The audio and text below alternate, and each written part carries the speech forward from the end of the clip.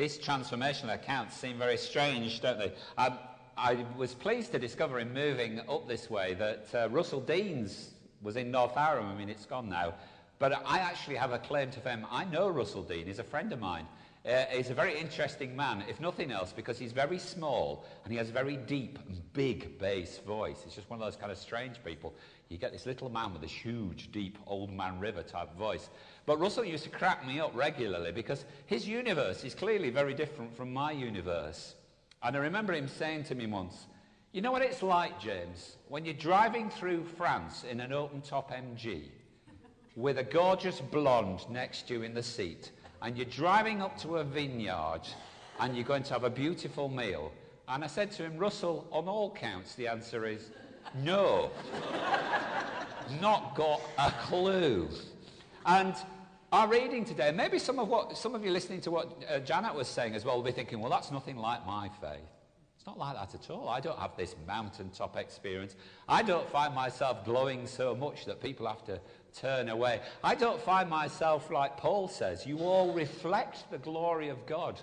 Is that your real experience of faith? Do you look in the morning and think, what a shining, glorious face that's looking back at me? We don't do it. It's harder. And so what I want to do is try and think about these pictures that we've had this morning. Try and think about them and try and think about the way in which that might be part of our lives. That real encounter with God that can transform us, not just today, but throughout the week as well. Let's think about that first picture then. And actually we were quite helped because someone carefully has placed a sermon illustration up there for us this morning. That is in fact the Transfiguration, that window up there. Though I have noticed they've missed about the bit about the tents out. I think it's because it's so embarrassing, really. I don't think I've ever seen one with the tents. Luke records that Jesus had gone up to the mountain to pray. And it wasn't just his normal pattern, because he went out and prayed every day, we read. But it was something special. It was because we think he'd been thinking about his death. And he'd been talking about going to Jerusalem. And just before this, he'd had that moment, if you like, when he was going this way. And he suddenly said, right, I'm off to Jerusalem now. I'm going to go and I'm going to be killed. And this is part of God's purpose. But one of the lovely things about Jesus is when he goes away to pray on his own, he regularly takes people with him. And he'd taken Peter, James and John with him, who were his closest disciples. And don't you just love this? Peter, James and John go with Jesus. They're special disciples. So what do? They fell asleep. Bless them. Isn't it encouraging for us as Christians? Don't you think? That it's all right. And that what I think this Bible passage is telling us to do is that we just need to stay close to Jesus. It doesn't mean that we have to be awake, we have to be particularly lively. We just need to try and stay close to him. There's a famous phrase that's used in evangelism now, which I don't know whether you've heard here, where it says basically find out what God is doing and go and help him. Because I think we always think of it in terms of we're going to go and do this. I wonder if God will come with us. I think it's really important that we see as a basic thing in our Christian lives, that we go where Jesus is, even if we fall asleep. We just go and try and find out where he is and try and be as close to him as possible. So there they are, snoozing away on the top of the mountain, and they kind of wake up and they start to pick up a conversation going on, and they see Moses and Elijah with Jesus. Now, I don't know about you, but this is a foreign country to me. And if you've met Moses and Elijah in your prayers, come and talk to me about it afterwards. It sounds amazing, but I've never had that. But I have had that feeling sometimes when I've been praying, or even just occasionally, when you sort of get a glimpse, don't you? You get a glimpse of something more than this. It's a bit like that thing when you were a kid and you were going to Blackpool. You always saw Blackpool Tower ages before, didn't you? And we were all kind of, oh, have you seen Blackpool Tower? Oh, just spotted it. It's a bit like that with God sometimes. We just glimpse God and we think, oh, what was that? That was amazing. Jesus is talking about his departure. He's talking about his exodus, really. And isn't that interesting? He's talking to Moses about exoduses. He knows about that, doesn't he? It's a disturbing picture to them because it's so strange to them. Some of you will know that I have a sister. She's 10 years younger than me, and she lives in Germany, and she's married to a Dutchman, and she speaks Russian. So she's quadrilingual or something like that. But as far as I'm concerned, she's a Yorkshire lass and she speaks with a Yorkshire accent. So what a shock it is when you ring up her house and you get the German answering machine. Because you realise that most of her life, she doesn't speak English anymore. She's been there for 20-odd years. She doesn't speak English. And one of the things I think we forget with Jesus is that most of his life was not spent on earth. Most of his life from the beginning of time was spent as the creator of the universe. In the beginning was the Word, and the Word was with God, and the Word was God. Amazing. We forget, don't we? And we experience Jesus in this way, as a kind of a shock thing. We suddenly realise that there's a whole other side to him. We get used to the idea of a man just like us, a man who is comfortable in our world because it is his.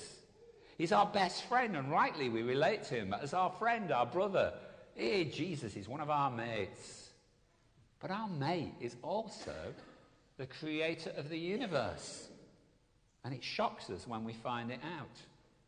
We sometimes fall into this trap with our worship, I think. Rightly, we speak about Jesus who loves us, and we express our love to Jesus. But it can get a bit creepy sometimes. It can get to that point. My children sometimes refer to it, somewhat cruelly, as Jesus is my boyfriend choruses. You know, we can talk of God in certain ways, but we need to remember with Jesus that there's more to him than just Jesus is our best friend. One of my house group in my last church came one week very perturbed and very worried. He said, it's really scary, James. I've just prayed for somebody and they've got better. And I said, well, don't we always pray for people who are ill? He said, yeah, but I never expected them to get better. We have that kind of shocked feeling. We're surprised, aren't we? The disciples weren't so surprised when Jesus did amazing things. That's what they expected. They were more surprised when he did normal things, like getting angry or hungry or tired. It is with us. We have to be careful, I think, that we don't forget that although we relate rightly to Jesus as our friend who walks closely with us and who we can love, but he's also the creator of the universe. We need, as it were, we kind of have a two-dimensional thing about Jesus, and we need a three-dimensional one. After the quiz last night, I thought I'd better have a quiz question this morning. We was robbed. We came second. No, actually, we're not bothered. But anyway, I've got a question for you. What's this? No, it's not. What is it? What is it? Nope. I'll show you an apple. This is an apple. What's this? It's a picture of an apple. Well done. It's really important, is this. There was a clever artist, René Magritte, who did a picture of a pipe that said on it, this is not a pipe. Because it's not. It's a picture of a pipe. Why is that important? Well, I think as Christians, sometimes we think, somehow in a kind of weird way, that this is Jesus. It's not Jesus. It's a picture of Jesus. And by looking at a picture, you can get to know what an apple's like. But you can only really encounter an apple by having a bite out of it, can't you? Do you see what I mean? And this stuff here that leads us to Jesus is not leading us to a picture of Jesus or a stained glass window or something like that. It's to an encounter with the living three-dimensional Jesus, four-dimensional Jesus, the glorified Jesus, who is part of our lives. And we should always read the Bible with that in mind, that we want to meet this real solid person. There's not a story, but there are stories about him. Who is not just the words, but there are words that he says. The living Jesus Christ. And so we need to do that. We need a three-dimensional picture of Jesus somehow. And the consequences of having this just a picture of Jesus and not really a living relationship with him is that we can often belittle what he does for us. We just forget, don't we? The cross was a real experience of a real person who died for my sins and who wants me really to meet with him. We can now doubt his ability to deliver on his promises. The number of Christians who fail to grasp that he means what he says. He says when we pray, he listens and he acts. We can despair that there is anything more to life than the drudge of following Jesus every day. We can say my prayers a bit flat. I used to do a lot of counselling in my life, and I don't do so much these days, but I used to have clients, proper clients who came along like Jazzy has, and I used to regularly have Christians come to see me who would say, my Christian life's a bit flat at the moment. And I'd say, all right, when was the last time you went to church? And they'd say, oh, about a year ago. And then I'd say, well, how's your prayer life doing? And they'd say, well, I don't really pray very much these days. And I'd say, well, have you read your Bible recently? And they'd say, no. And I'd say, do you think any of these things might be a bit of a clue to why your Christian life's a bit flat at the moment? Do you see what I mean? We're foolish, aren't we? We're foolish because we miss out. And if our picture of Jesus is two-dimensional, our expectation of our life with him will be too. We look forward to death and think it's going to be awful, whereas in fact it's going to be moving from 2 to 3 to 5 dimensions. Massive. We can walk with a spring in our step, even when we're drawing near to death. And of course the most stunning thing is, of course, that if we don't have a three-dimensional picture of Jesus, we're not going to tell other people about him. He's just another picture. You're talking about Jesus like you might talk about a car or a box of cereal or something like that. So you're excited about this box of cereal. It's not that. It's a person that we know. I've met this most amazing man. He's called Jesus. Let me tell you about him. So what should our response be? Maybe we need to find spaces in our lives to meet with Jesus again. And there's more of that in a minute. But what about the disciples' response? It's hilarious. Let's build tents. But you're like that, aren't you, when you're hit by a shock? A friend of mine, Sarah, she joined a church not unlike yours, and unbeknown to her, one of the big members of that church had an unusual hobby that everybody knew about, but nobody talked about. You'll find out why in a minute. And she got to know this man, and they got on quite well, and she was in his house group, and he'd just been on his holidays, and he'd come back. And so she said to him quite naturally, "Oh, have you got any pictures from your holiday?" And he looked at her a bit puzzled and said, "Are you sure?" And she said, "Yeah, I'd love to see the pictures from your holiday." And so sure enough, he got a picture out of his bag of him standing completely naked by a swimming pool. And she hadn't realised he was a member of the Christian Naturists. If any of you are, I don't want to know. And anyway, the only thing she could think to say was, because there was a nice flower arrangement behind him, "What lovely hanging baskets." So you can tell in her family what that became a euphemism for. What lovely hanging baskets. And Jesus' disciples give out an equally weird response. Let's build tents. Weird. Luke says they didn't know what they were talking about. But more seriously, they did nothing about this experience. The Bible tells us that they said nothing to anyone. And what did the voice from the cloud say? "This is my son, God's chosen one. Listen to him."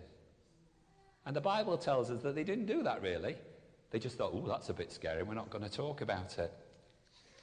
Now, I think we have real problems explaining to us the things that we experience in our faith. But having said that, it doesn't mean to say that we shouldn't try. We should try. So like Janet, who's been and had this amazing experience, we need to talk about it. We need to share about experiences of God. The fact that this week you were praying, it was really cold and you were really fed up, but for a moment you glimpsed Jesus. You should be wanting to tell people about that. Our own change. That's why Paul says, since we have such a hope, we act with great boldness. It's like an engine on the early church. They've encountered the living Jesus, the living God, and it drives them out to tell others about it. So what about you and me? What can we do? Well, thinking about Russell Dean, I could go out and I could hire an MG sports car and I could take the most beautiful woman in my life with me, Catherine, alongside me, and we could drive up a road to a vineyard or whatever and have a meal. She's saying yes. It's a better date than many she's been on. What can we do? You can make a bit of an effort, really, is what I'm saying. Not a huge effort, but a small effort. What did the disciples do? They just tried to find out where Jesus was and spent some time with him. Now, it's Lent. on Wednesday. And I know there'll be loads of you saying, won't they, oh, I don't give up things for Lent, I take things on. Forget all that. Just find some way, a space in your life. Create a space when you can spend a bit of time with Jesus. Just spend a bit of time with him. And if you say, well, my life's too busy, then I would say give something up for Lent. Make a space, any kind of space. I've done all sorts of things for Lent. We once gave up telly for Lent. That was well scary. As a family, we all had to talk to each other. Or you might give up Facebook for Lent. Or you might give up, I don't know, whatever. Find a space. Or say to yourself, every time I make a cup of coffee, I'm just going to spend that time while the kettle boils thinking about Jesus and making that journey in my mind to where he might be. Just spend a moment with him, thanking him for the life that you had. And when we do, Paul says, we too will be transformed. All of us with unveiled faces, seeing the glory of the Lord, as though reflected in a mirror, are being transformed into the same image, from one degree of glory to another. For this comes from the Lord, the Spirit. I need to find a mountaintop, and I'm going to find one for myself. You need to find one too, and spend some time with Jesus, because he will transform your life, because he is not a picture, but he is, to coin an advert, really the real thing. More real than us even. So shall we pray? Be good too.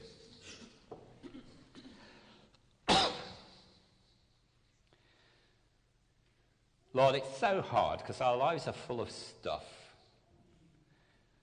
People and places, but mainly stuff. Help us to spend time over these next few weeks finding spaces in our lives, mountaintop places, to meet with you, not just a picture of you, but the real solid you, the one who dies for us, is raised for us.